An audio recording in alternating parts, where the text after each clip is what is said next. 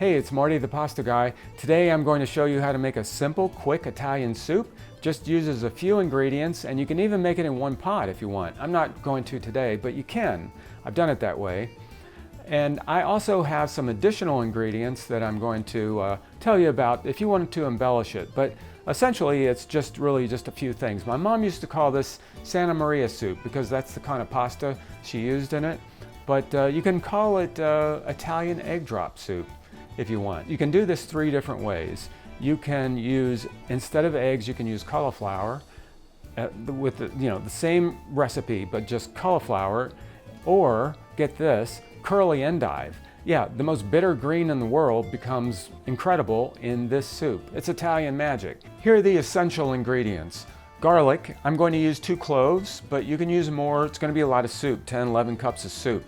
Use according to whatever you like with garlic. Olive oil, I'm not going to use extra virgin today. That could be a little heavy for our soup, so I'm going to stay light.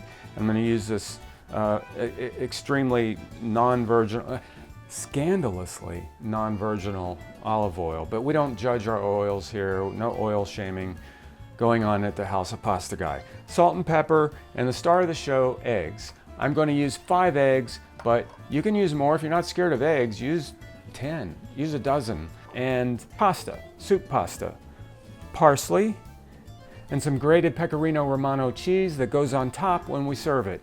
And that is essentially it. Now, you can enhance it with chicken stock, or I got chicken broth here. My relatives use all chicken broth or stock, but I'm going to add some and use mostly water. And I like to use red pepper flakes, a little bit, not much. And as a shout out to Chinese egg drop soup, I'm going to put some scallions on top, or these spring onions. My sister-in-law told me that she does that and it sounds good, so let's try it.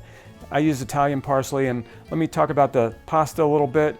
These soup pastas are, I'm going to use this, the stelline, I think that's what it's called, little stars. I'm going to try that today. It's awfully small. I usually use orzo, and orzo, it looks like grains of rice. These are the large orzo, and I kind of like those. I've always used those in the soup because it's a little heartier. But I'm going to try these because I found them and they look like they're kind of fun.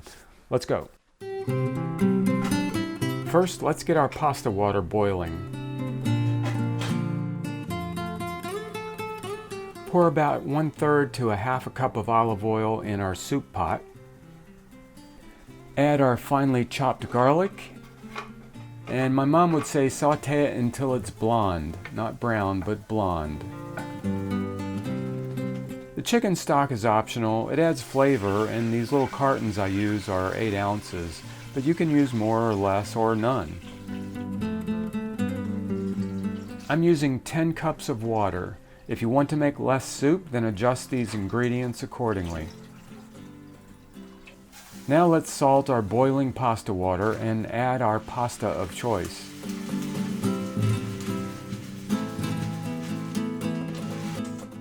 And keep stirring that pasta as it cooks. Now let's add our spices to the soup pot, which is just 1½ teaspoons of salt, 1¼ teaspoon of pepper, and a smattering of red pepper flakes, which is optional. Now we're going to drop our eggs into the soup pot. We drop a whole egg and then we break it up once it's in the boiling water. I put my eggs in the pasta by mistake. It doesn't matter. But since that's the way I did it, I have to add the pasta to my soup. And you don't have to do that if you put your eggs in the soup. You could keep the pasta and the soup separate so that the pasta doesn't swell and get mushy. Do you remember I said that you could make all of this in one pot? You can, but it's a little tricky because the pasta likes to cook in more salt than what's in the soup.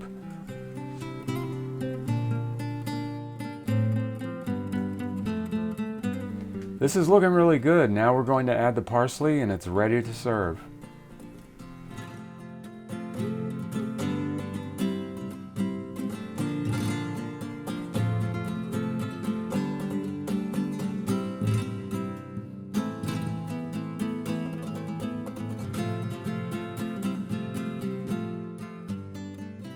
Top this off with some grated imported Romano cheese and you can't go wrong. I sprinkled the spring onions on top and it was good. I didn't need it, but I liked it. I told my family I was going to post this recipe and we talked about it and compared notes, and it's amazing it's as great as it is just using the few basic ingredients, but it's really exceptional. Here are the other two soups that I mentioned that you can make the same way. This is the endive soup, and this one you shouldn't use parsley because that would be a weird combo of greens, but the cauliflower soup, you can use parsley if you want or not, it doesn't matter. By the way, you can drop some eggs into these other soups too. I tried it in the endive soup. I've never done that before and loved it. All three of these, over the top delicious. And you can use escarole too. That's another bitter green that becomes tame and fantastic this way. So there's 4 soups for you right there. And if you try any one of those, leave me a comment. Let me know what you think because I know you're going to love it. And check out my other stuff. Thanks for watching.